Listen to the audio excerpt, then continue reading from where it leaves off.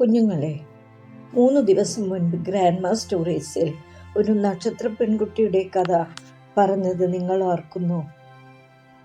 ഇന്ന് ഗ്രാൻഡ്മാ പറയുന്ന കഥ എന്താണെന്ന് കേൾക്കാം. റെഡിയല്ലേ എല്ലാവരും? ശ്രദ്ധിച്ചു കേൾക്കണം. എന്താ? നക്ഷത്ര പെൺകുട്ടി ദൈവത്തോട് പ്രാർത്ഥിച്ചു, ഭഗവാനെ, ഇനി ഞാൻ എന്തു ചെയ്യണം? ഉടനെ ഭഗവാനിൽ നിന്ന് അരുളപ്പാടുണ്ടായി, മകളെ, ഇന്ന് പല കുഞ്ഞുങ്ങളും മദ്യത്തിനും മയക്കുമരുന്നിനും അടിമകളായിക്കൊണ്ടിരിക്കുകയാണ്.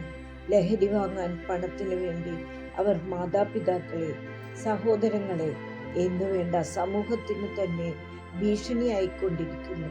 ചെല്ലു, അവരുടെ ഇടയിൽ ചെന്ന് അവർക്ക് ആശ്വാസം പകരും.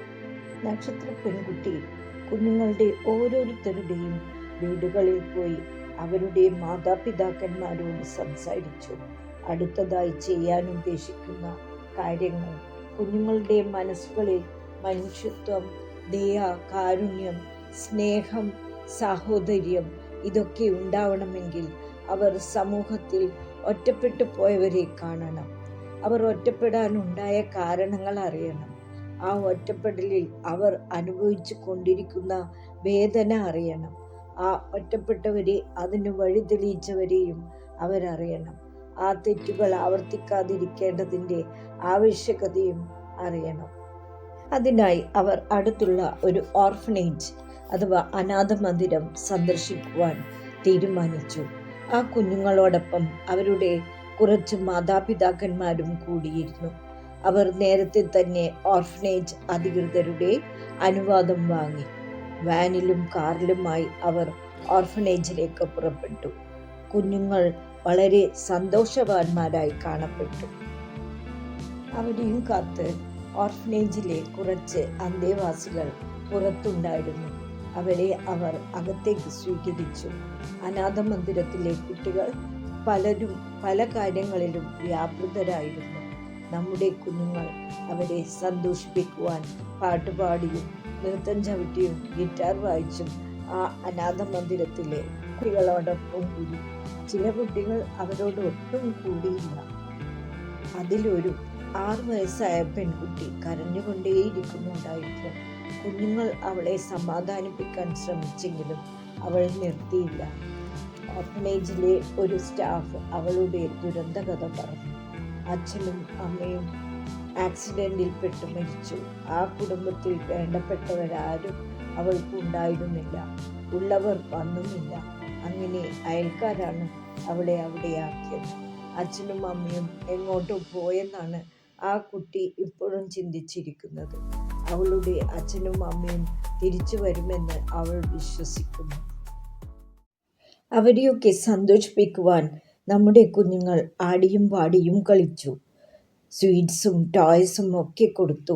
കുട്ടികൾക്ക് വളരെ സന്തോഷമായി. ആരോടും കൂട്ടുകൂടാതെ ഇരുന്ന മനു എന്ന് വിളിക്കുന്ന മാനുവലിനെ ഒപ്പം വന്ന ഒരു ഫാമിലിക്ക് വളരെ ഇഷ്ടമായി. ഒരു പള്ളിയിൽ ഉമ്മറത്ത് ഉപേക്ഷിച്ചു പോയ നിലയിൽ കണ്ട അവനെ മാതാപിതാക്കൾ ആരെന്ന് പോലും അറിയില്ല. ആ ഫാമിലിക്ക് അവനെ ദത്തെടുത്താലെന്ന് ചിന്തിച്ചു. അവരുടെ ഓർഫനേജിലെ സെക്രട്ടറിയുമായി സംസാരിച്ചു. കളിയും ഗിഫ്റ്റ്സും സ്വീറ്റ്സും അനാഥ മന്ദിരത്തിലെ കുഞ്ഞുങ്ങളെ. അപ്പോഴാണ് നക്ഷത്ര പെൺകുട്ടി അവനെ കണ്ടത്. ഒരു റൂമിൽ ഒറ്റപ്പെട്ട് കിടക്കുന്ന ഒരു ആൺകുട്ടിയെ. ഹോസ്പിറ്റൽ എന്ന പോലെ അവൻ്റെ അടുത്തേക്ക് ചെന്നപ്പോൾ യാതൊരു ഭാവവ്യത്യാസവും ഇല്ലായിരുന്നു. ശൂന്യതയിൽ എന്ന പോലെ നോക്കിയിരിക്കുന്ന ആൺകുട്ടിയെ കണ്ട പെൺകുട്ടിയുടെ കണ്ണു നിറഞ്ഞു. അവൻ്റെ കഥ അന്തേവാസികൾ അവിടെ ചെന്ന കുഞ്ഞുങ്ങളുടെ മാതാപിതാക്കളോടും നക്ഷത്ര പെൺകുട്ടിയോടും പറഞ്ഞു. നല്ല കുടുംബത്തിലെ ലാളനയും സ്നേഹവും കിട്ടി വളർന്ന ഓമനത്വമുള്ള ഒരു ബാലനായിരുന്നു മനു. നന്നായി പഠിക്കുമായിരുന്നു.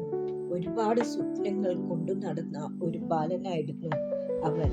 ഫ്രണ്ട്സുമാർ അവനെ ലഹരിക്ക് അടിമപ്പെടുത്തുകയായിരുന്നു.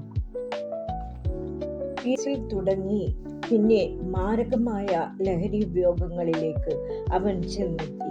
പിന്നെ പണത്തിനായി പലരുടെയും മാല മോഷ്ടിച്ചും മറ്റും അവൻ അവിടെ ഒരു ദ്രോഹമായി.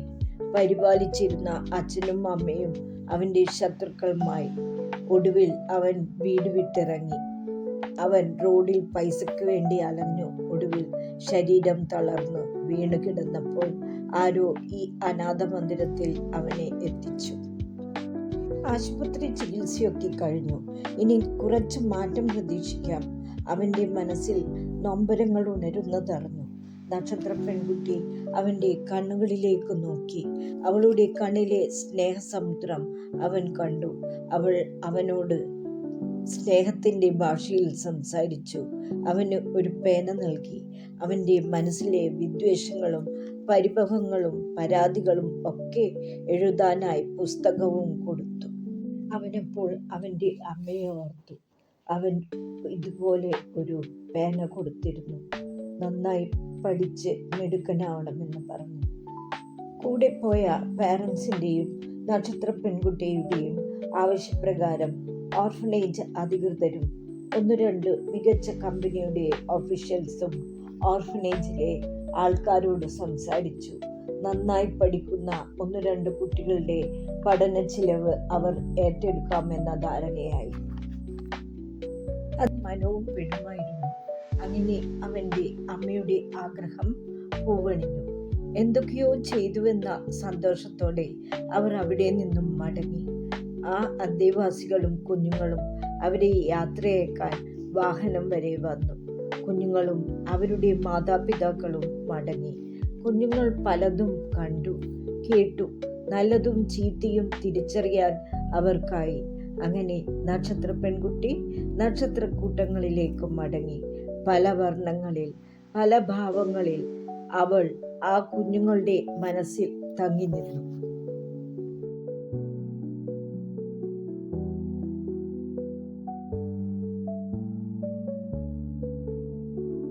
കുഞ്ഞുങ്ങളെ, കഥ കേട്ടല്ലോ. ഇനി സുഖമായി ഉറങ്ങാം കേട്ടോ.